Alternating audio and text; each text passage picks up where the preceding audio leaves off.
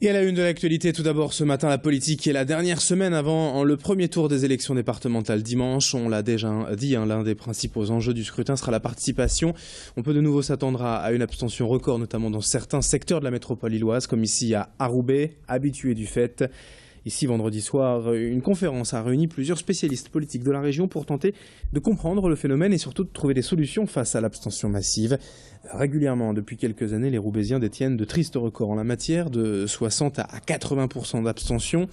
Le chômage de masse, la désillusion des électeurs face aux politiques et le désintérêt des jeunes pour le débat public. Les facteurs sont plus ou moins identifiés, mais il est compliqué, difficile de les corriger d'un seul coup. Fanny Bourdillon était sur place pour comprendre ce débat et elle a rencontré Julien Talpin, chercheur politique au CNRS. Je crois aussi qu'il faudrait que les élus soient beaucoup plus sur le terrain. Pas que les élus d'ailleurs, les militants. Il y a un travail de mobilisation, de présence, d'enracinement local qui a très largement disparu aujourd'hui et qui fait que les gens se sentent très éloignés de la politique et des décisions.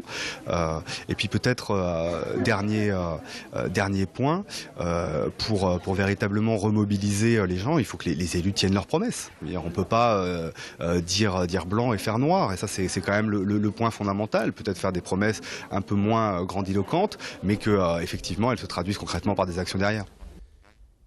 Autre information ce lundi matin, à la une, la mobilisation des chauffeurs routiers. Aujourd'hui, sur les autoroutes de la région, les syndicats de transport ont en effet appelé à un mouvement de grève à durée indéterminée. Ils veulent ainsi pousser le patronat à reprendre les négociations salariales bloquées depuis des mois. Et du coup, ce matin déjà, les autoroutes A22, A21 et A1 sont concernées et ralenties par les convois de poids lourds. Toutes les infos en direct avec le point route, l'infotrafic, juste après ce journal. Et dans l'actualité du Grand Lille, également quelques images pour évoquer la journée mondiale des consommateurs. C'était hier le 15 mars. À cette occasion, l'association UFC Que Choisir était sur le marché d'Oisem hier toute la matinée pour aller à la rencontre des clients, donner quelques conseils et proposer leur aide en cas de litige commercial. L'association proposait aussi aux passants de connaître leur conscient consumériste en répondant à un questionnaire. Engagé, pragmatique, méfiant ou légaliste, il existe plusieurs profils de consommateurs. Alors pour information, l'antenne lilloise de l'UFC Que Choisir a été créée en 1976. Elle compte aujourd'hui plus de 2700 adhérents et peut vous aider en cas de différend avec un commerçant. Fanny Bourdillon était aussi au marché d'Oisem hier matin et on écoute le président de l'association, Robert Bréon.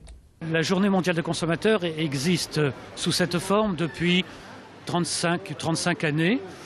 Elle a été décidée suite à l'intervention du président Kennedy aux États-Unis, qui avait émis les principaux droits du consommateur, c'est-à-dire le droit au choix, le droit à l'information, le droit à la sécurité, le droit à la comparaison. Et c'était la première fois que, venant d'un gouvernement et venant d'un chef d'État, il y avait des droits pour le consommateur qui étaient publics.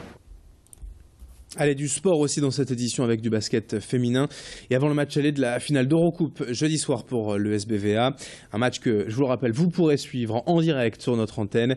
L'équipe de Villeneuve d'Ascq disputait déjà hier après-midi à domicile la demi-finale de la Coupe de France.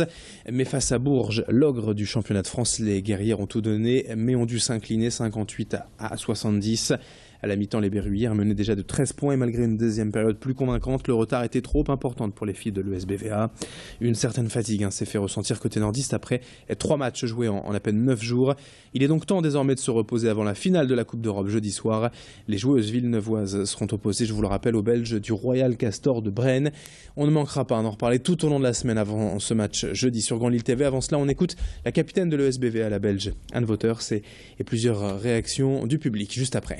C'est difficile, quoi. On a joué contre un grand Bourges quand même. À chaque fois quand on essayait de revenir dans le match, elles avaient une réponse et je pense que ça c'est vraiment une qualité d'une grande équipe. Et malheureusement, on perd chez nous. C'est dommage, on est déçus parce qu'on voulait jouer les 3 compétitions jusqu'au bout. Et maintenant, c'est dommage que ça s'arrête pour nous, la Coupe de France.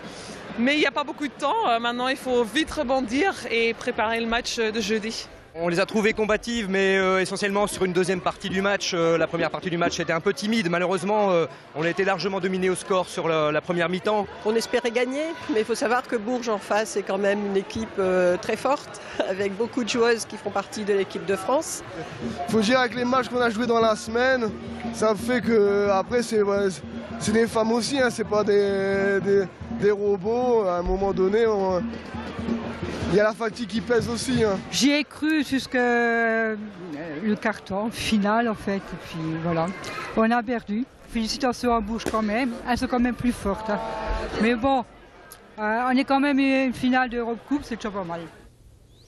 D'autres résultats en basket, tout de suite en Pro B chez les garçons. Lille Métropole Basket s'est incliné face au leader du championnat Monaco. C'était vendredi soir à Lille au Palais Saint-Sauveur, 59-69. Défaite également pour le TLM Tourcoing, déjà relégué en volleyball. Défaite 3-7-0 face à 7 à domicile. Et puis quand même une victoire pour un club lillois, la belle victoire d'ailleurs du LOSC hier après-midi à domicile en Ligue 1. 3-0 face à Rennes grâce à un triplé de Divock Origi. Dans un instant la météo et l'infotrafic, 7h21. En direct sur Grand Lille TV. Très belle matinée à toutes et à tous.